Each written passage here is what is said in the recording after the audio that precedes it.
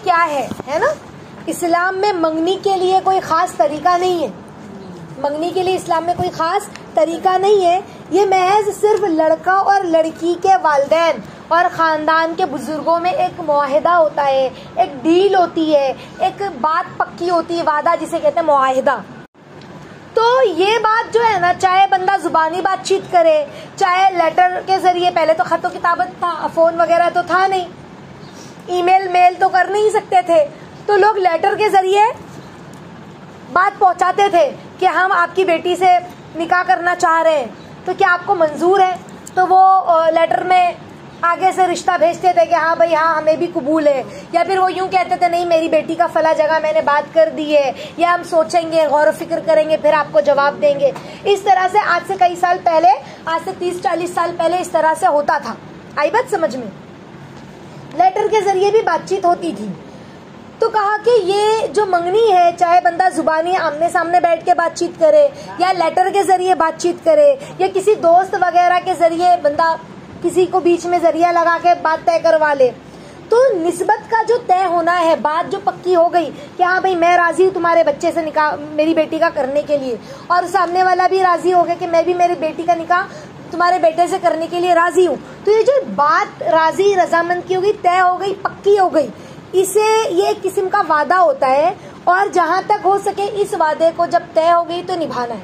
इस वादे को क्या करना है, हाँ निभाना। यानी हमने जांच पड़ताल कर ली, सब हो गया, हमको बात पसंद आ गई, हमने आमने सामने दोनों पार्टी ने क्या कह दिया, हम राजी हैं, बेटी भी राजी है मेरी और मेरे बेटे को भी लड़का पसंद है, वो भी राजी है, तो माँ बाप भी राजी हो गए हैं। फिर तो निस्बत के तय होने के बाद जो खुशी के तौर पर मुंह मीठा कराते हैं कि भाई बात पक्की हो गई है, इतनी अच्छी खुशी की खबर आई है, तो उसमें मिठाई मुंह मीठा कराती है, जायज है, इतना करना जायज है। इसके अलावा अंगूठी पहनाना, लिफाफे देना, लेन देन, समझ रहे लिफाफे का, हाँ लेन देन सब शरीयत के खिलाफ है और गैर मजहब का तरीका, ये सब अल्लाह ताला की नाराजगी का सबब है ये।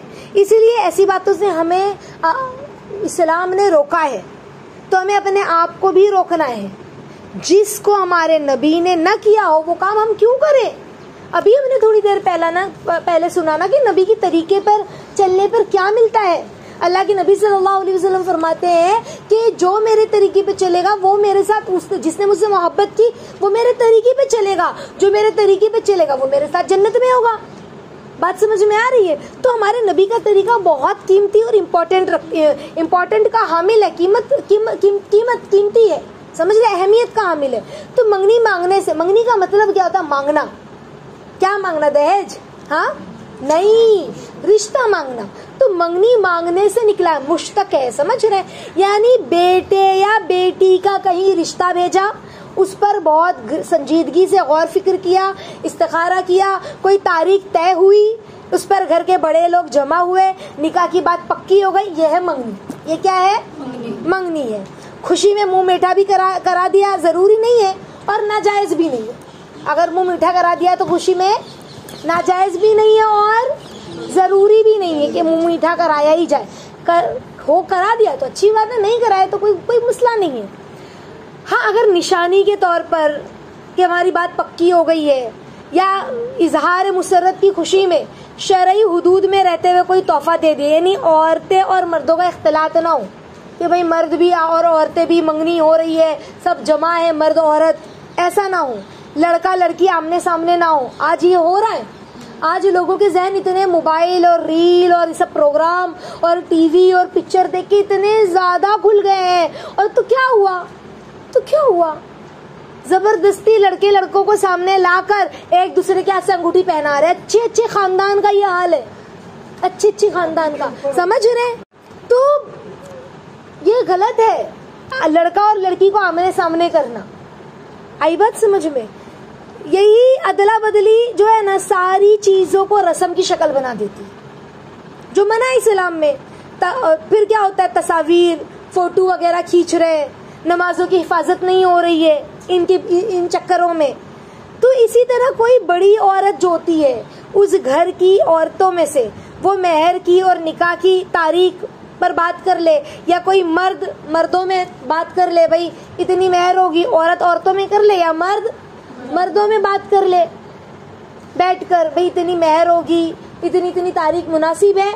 औरत औरत बैठ के बात की, मर्दों तक बात पहुंचाई, मर्दों ने कहा ठीक है, तो फिर पक्की हो गई। या फिर मर्द मर्द बात करके हमें बता दे औरतों को। तो इसके साथ साथ दुआ भी जारी रखी कि अल्लाह ताला इस मामले में बरकत डाले। लेकिन वो आमने सामने होना, अच्छा देखो एक चीज होती है कि मिसाल के तौर पर हम किसी घर में गए लड़की देखने के लिए, हमें लड़की पसंद आ गई। अब जब लड़की पसंद आ गई तो हम आए और हमने कहा हमें तो आपकी बेटी पसंद है, और खुशी के तौर पर लड़की के हाथ में हमने 1500 रुपया रख दिया, या फिर एक अंगूठी पहना दी, एक अंगूठी लड़के की माँ ने पहना दी, खुशी के तौर पर, एक निशानी के तौर पर लड़के की माँ ने पहनाई, लड़के ने नहीं। समझ रहे? इतना तो भी चलता है। लेकिन देखो ये रस्म नहीं हुई, इसको रस्म नहीं बोलेंगे, इसको रस्म, ये निशानी के तौर पर, खुशी के तौर पर माँ ने लड़की के हाथ में पैसा रख दिया या एक अंगूठी पहना दिया। ऐसा नहीं 1,00,000 2 लाख ला के रख दिया, 50,000 40,000 नहीं, इतना समझ में आता है। लेकिन बदले में लड़की वाले ये क्या है कि अब हमने आपकी बेटी को अंगूठी पहनाया था ना, तो अब आप भी हमारे घर पर आओ, हमारे बेटे को देखो, हमारे बेटे के लिए कुछ लेकर आओ। तो अब क्या हो रहा है, पूरा सूटकेस लड़के का तैयार हो रहा है, उसमें लड़के के जूते, लड़के के शेविंग किट, लड़के का कपड़ा, एक सूट पीस, एक कुर्ता पजामा, उसमें इतर सेंट, लड़के की बहन का कपड़ा, लड़के की माँ का कपड़ा, और 50,000 या 60,000 या 1,00,000 का लिफाफा चेक। समझ रहे? या एक राडो घड़ी और पता नहीं कौन कौन सी जो भी है, जो आजकल चलती है रस्म रिवाज में। और हमने कहा कि ये है मंगनी, ये गुनाह है, अल्लाह की नाराजगी का सबब है। समझ गए? ये क्या है? नाराजगी का सबब है। अब देखो एक होता है ना कि फोन पर बातचीत हो गई, बातचीत फोन पर हो गई, जैसे मिसाल के तौर पर हमारा आना जाना था, घर खानदान जान पहचान है, हमने कहा कि भाई मुझे तुम्हारी बेटी बहुत पसंद है, तो मैं तुम्हारी बेटी से अपने बेटे का निकाह करना चाहती हूँ। तो बोले हाँ बहुत अच्छी बात है। तो अब क्या हुआ, लड़के की माँ आ गई बेटी के घर पर, यानी होने वाली बहू के घर पर, कि भाई बात पक्की कर लेते, कब शादी होगी, निकाह कब होगा, बात तय कर लेते पक्की। जो तय होती है ना पक्की, वो होती है मंगनी। समझ रहे? मेहर क्या होगी। अब वो आई है खुशी में, तो एक डब्बा मिठाई, 1-2 किलो खुशी में, और अंगूठी लड़की के लिए लेकर आ गई, एक आध सूट लेकर आ गई, ठीक है, इसे रस्म नहीं बोलेंगे। लेकिन जो बदले में तुम जा रहे हो ना, ये हो गई रस्म। ये क्या हो गई? रस्म। जो बदले में जा रहे हो इसको क्या बोलेंगे? रस्म। और अच्छा ये तो छोड़ो, और रस्म किसे कहेंगे पता है? बात तय करने के लिए जो आए हैं, तो हमने सारे लोगों को जमा कर लिया। देखो एक होता है खानदान के लोग जमा हो गए, यानी लड़के की चाची को बुला लिया, लड़के की बड़ी अम्मी को खाली बुला लिया, और लड़के की फूफी को बुला लिया, जो 1-2 बड़े थे, कि भाई लोग आ रहे देखने के लिए, बात तय करने के लिए, मेहर वेहर की भी बात होगी, तारीख होगी, तो तुम लोग भी आ जाओ, कुछ राय मशवरा हो तो दे देना, तुम लोग भी मेरे खानदान के बड़े हो, तो ठीक है। लेकिन वो सब को जमा करना, फिर डेग बनाना, खाने बनवाना, और सब होता है ना, बाकायदा हॉल बुक करना मंगनी का, ये सब नाजायज है। ये सब क्या है? नाजायज है। अच्छा देखो मंगनी के बाद जो है ना, निकाह में, अब मंगनी हो गई है, निकाह में ताखीर नहीं होनी चाहिए, निकाह में ताखीर नहीं होनी चाहिए। दूसरी जो बात है ना मंगनी के एतबार से, के दरमियान में, अच्छा एक चीज ये हो गई, जब मंगनी हो गई है, रिश्ता तय हो गया है, शादी होने वाली है, अब शादी के बीच में पड़ती है ईद। शादी के बीच में क्या पड़ती है? अब ईद पड़ती है, तो ईदी भी जाए लड़की की, तो लड़की का कपड़ा, अभी शादी हुई नहीं है, उसकी मेहंदी, उसकी सैंडल सब गई है, चूड़ी सब, और वहां से लड़के के लिए भी कपड़ा, जूते का पैसा सब आया। भाई ईदी तो आनी जानी चाहिए ना। ये अभी शादी, मंगनी और शादी के बीच में जो ईद पड़ी है, यहाँ पर ये मामला है, तो ये गलत है। ये क्या है? गलत है। देखो, एक होता है खुशी में इंसान जाता है ईद मिलने के लिए, खुशी में ईदी दे दी, एक अलग चीज है, वो तो हर कोई देता है एक दूसरे को ईदी। लेकिन बाकायदगी से ये ईदी भिजवाना, उसमें कपड़े भी, जूते भी, हजारों के खर्चे, ये गलत है। ये क्या है? गलत है। तो क्या कहा? तो टोकरियां भर भर कर मिठाई भी जाती है, सेवैयां भी जा रही है, जोड़े भी जा रहे हैं। दीन ने ये सब मना, ये सब नहीं बताया है हमें, और हमारे माशरे में दाखिल हो चुकी है फजूल रस्म। तो किसी जायज काम की भी रिवाज की वजह से ऐसी पाबंदी की जाती है जो मंगनी का हिस्सा बन जाती है। इसके खिलाफ हमें करना चाहिए। जो इसके खिलाफ नहीं करता, तो इसके खिलाफ करने को इंसान क्या करता है? आर समझता है, शर्म की बात समझता है। लोग नाम रखते, देखो जरा उनके ससुराल वालों ने तो पूछा भी नहीं, ईदी भी नहीं भिजवाई। लड़की का कपड़ा हो, चप्पल हो, जूतियां हो, फिर हम भी बैठ के बातें बनाते हैं। समझ रहे? ये सब गलत है, ये सब गलत है, बल्कि गुनाह है। बिल्कुल मना, इस्लाम में कोई हैसियत नहीं है इसकी। अदला बदली की वजह से दोनों तरफ के लोग पर बोझ रहता है। फिर क्या अच्छा चलो हम लोग रस्म नहीं करने वाले थे, हमारे जहन में भी नहीं था, लेकिन लड़के वालों ने भेज दिया, लड़के वालों ने लड़की की ईदी भेज दी। अब लड़की वाले बोले अल्लाह, अब तो ईदी आ गई है, अब तो हमें भी भेजना पड़ेगा। अब कितना खर्चा, किसी के पास है नहीं है। अब ईदी भेजने में कुछ 6-8 हजार का खर्चा कम से कम आएगा कि नहीं आएगा? हाँ, लिफाफा होगा 2-5-8 हजार का ईदी के नाम पर, कपड़े होंगे, जूते होंगे, घड़ी होगी, समझ रहे? तो ये सारी चीजें तो होगी ना, तो कितना खर्चा। अब मजबूर हो गए, अब सामने वाले ने भेजा तो बदला मुझे भी तो भेजना होगा। अभी लड़की दुल्हन बनी नहीं है, शादी हुई नहीं है, और पहले से ही रस्में इस्लाम में मना है ये सब।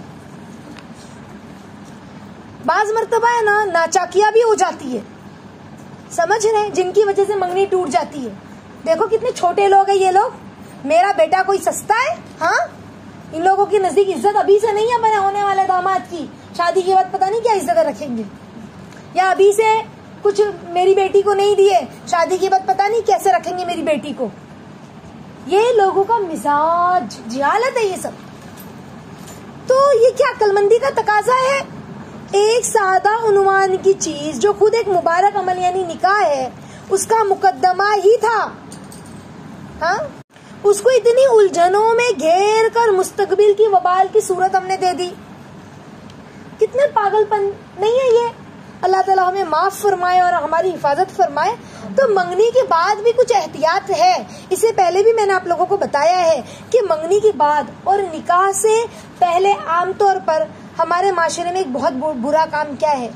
लड़का अपनी मंगेतर से मिलता है, फोन पर बात करता है, ये सब नाजायज है। उसके साथ घूमने जाता है, चाय पीने, समोसे खाने, समझ रहे?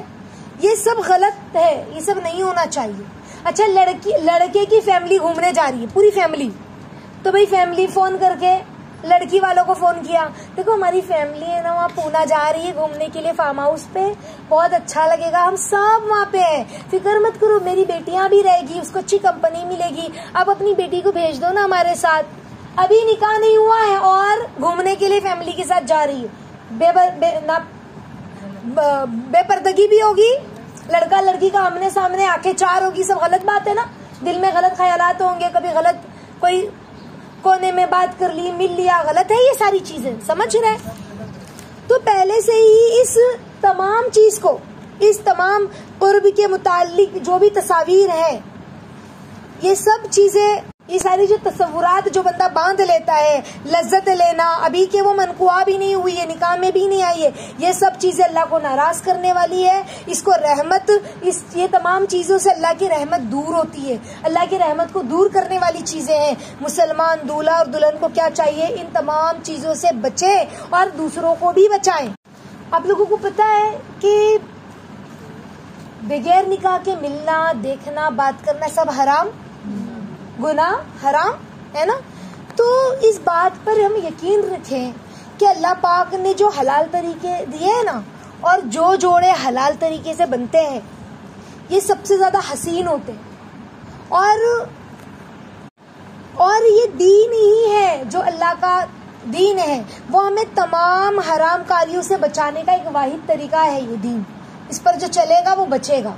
हमारे नबी ने क्या फरमाया सल्लल्लाहु अलैहि वसल्लम ने, हदीस से नहीं आती है कि अपनी बीवी से सोहबत करना भी सदका है, यानी अपनी बीवी के साथ तन्हाई में मिलना भी सदका है। सहाबा ने अर्ज किया, या रसूलुल्लाह सल्लल्लाहु अलैहि वसल्लम, एक शख्स अपनी बीवी से अपनी ख्वाहिश पूरी करता है, हाँ, तो आप उसको सदके का सवाब उसको मिलता है, ये कैसे?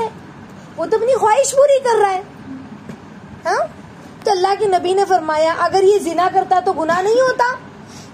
जिना करता तो गुनाह होता ना, हराम तरीके से करता, और ये जायज तरीके से, हराम तरीके को छोड़कर जायज तरीके से ये काम कर रहा है, इसीलिए सवाब बन गया।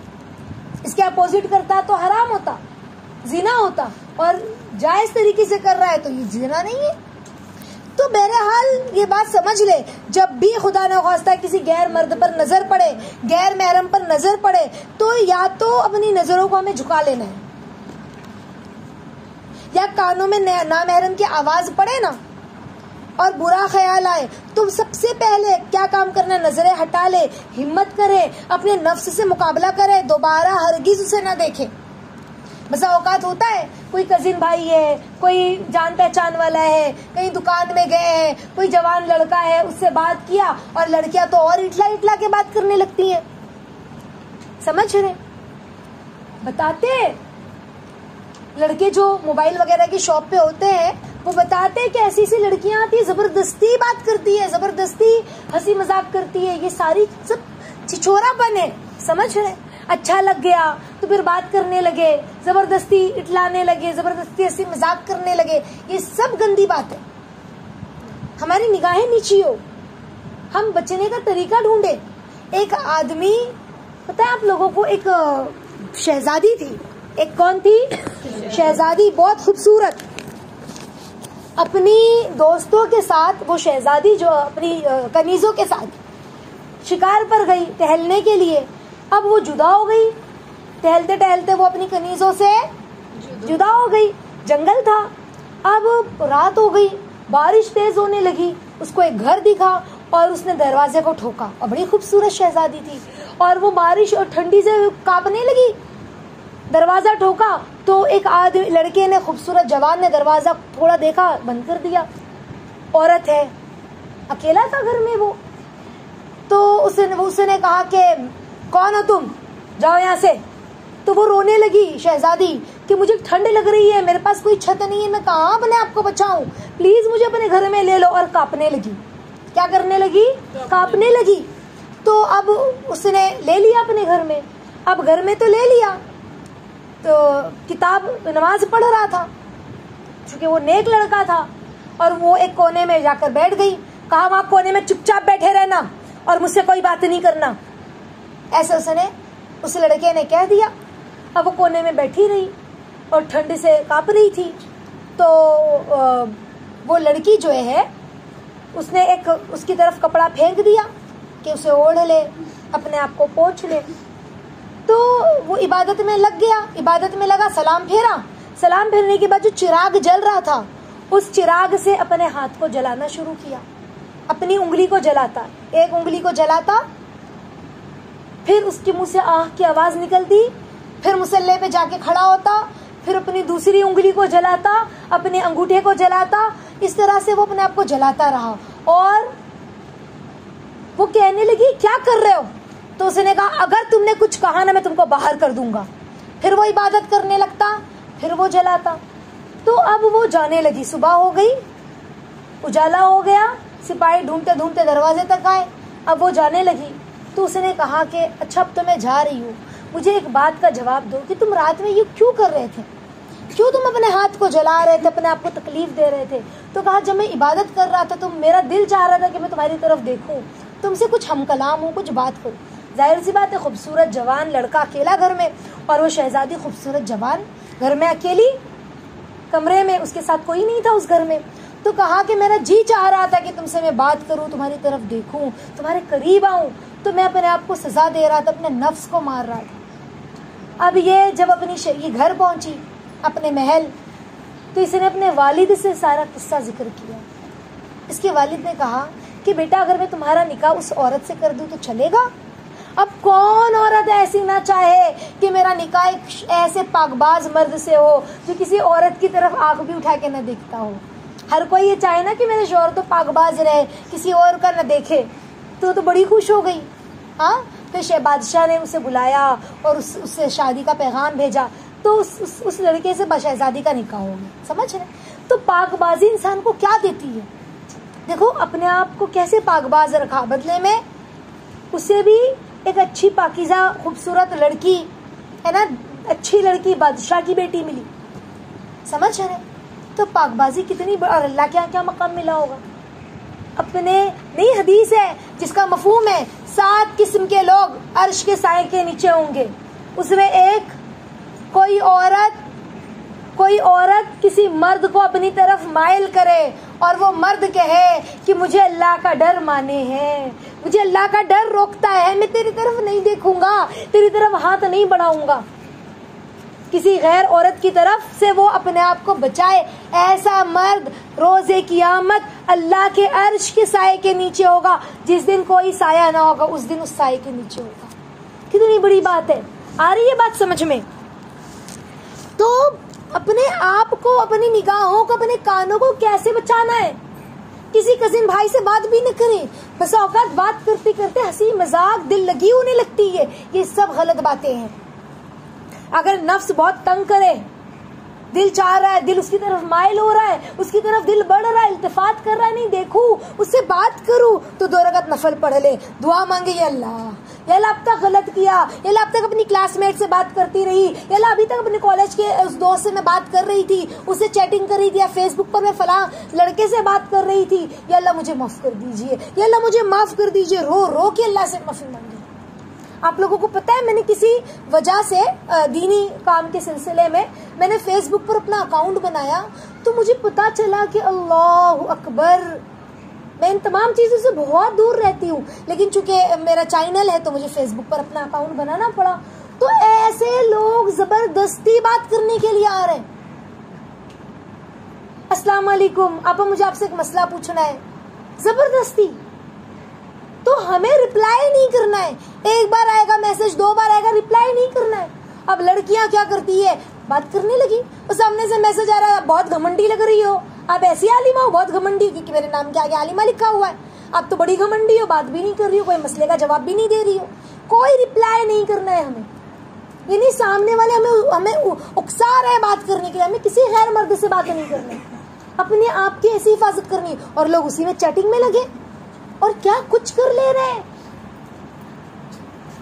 तो मुझे समझ में आया, अल्लाह अकबर, ये है वो प्लेटफॉर्म जहां पर बागी हो रही है लड़कियां, और फिर कितनी फितरे में पड़ रही है। जानते हो, आज भी न्यूज में, अभी 2 दिन पहले खबर आई, इंटरनेट पर मिले, होटल में मुलाकात हुई, होटल में फिर उसके साथ गलत हरकत की और फिर उसको छोड़ के चला गया। समझ रहे? फिर केस पुलिस में पहुंचा। अल्लाह अकबर, कैसी बात है। और कितनी साल की, 13 साल की लड़की है। कितने साल की? 13 साल। तो ऐसे कितने केस है, कितनी हिफाजत की जरूरत है अपने बच्चों की, अपनी खुद की। हम खुद भी 2 रकात नमाज पढ़े अपने बच्चों के लिए, अपने ईमान की, अपनी रूह की हिफाजत के लिए। वो माहौल में हम जिंदगी गुजार रहे हैं, वो माहौल में। आई बात समझ में? एक कल ही मेरी नजर गई, एक कोई स्पीकर था, मोटिवेशनल स्पीकर होते हैं ना, तो वो कह रहे थे कि अपने बच्चों पर अगर कोई बच्चा हमारा लेट आता है तो तुम्हारे दिमाग में नेगेटिव ख्याल लाओ पहले। ये नहीं कि अपना मेरा बेटा ही खराब है, मेरी बेटी ही खराब है, नहीं। सोचो मेरी बेटी लेट आई है, लेट आ रही है, अभी तक नहीं पहुंची, मेरा बेटा अभी तक नहीं पहुंचा, नहीं मेरा बेटा खराब नहीं, लेकिन माहौल खराब है, सोशल मीडिया का दौर न जाने कहां फंस गया होगा। अपने ये माहौल में हमें जिंदगी गुजारना है। ऐसा बुरा माहौल है, लोग चरस पी रहे हैं। पता है आप लोगों को, इतनी गलत कामों में मुलविस हम सोच भी नहीं सकते। अल्लाह हम सब की हिफाजत फरमाए, हमारे बच्चों की हिफाजत फरमाए। तो हमें अपने नफ्स को कमजोर करना, अल्लाह से कि या अल्लाह मैं कमजोर और ज़ईफ हूँ, बहुत कमजोर हूँ। ज़ईफ यानी बूढ़ी ना, अल्लाह मैं कमजोर ईमानी हालत से भी, रूहानी हालत से भी, अल्लाह मेरे जज्बात भी, मेरे एहसासात भी बहुत कमज़ोर है अल्लाह, मैं बहुत कमज़ोर हूँ। फला लड़का मुझे पसंद आ गया मेरे कॉलेज का, फला लड़की मुझे पसंद आ गई मेरे कॉलेज की, मेरा दिल चाहता है उससे बात करूँ, मैं बहाने बहाने से उसकी क्लास में जाती हूँ, बहाने बहाने उसके सामने जाती हूँ। या अल्लाह मुझे बचाइए, मैं कैसे अपने ऊपर कंट्रोल करूँ?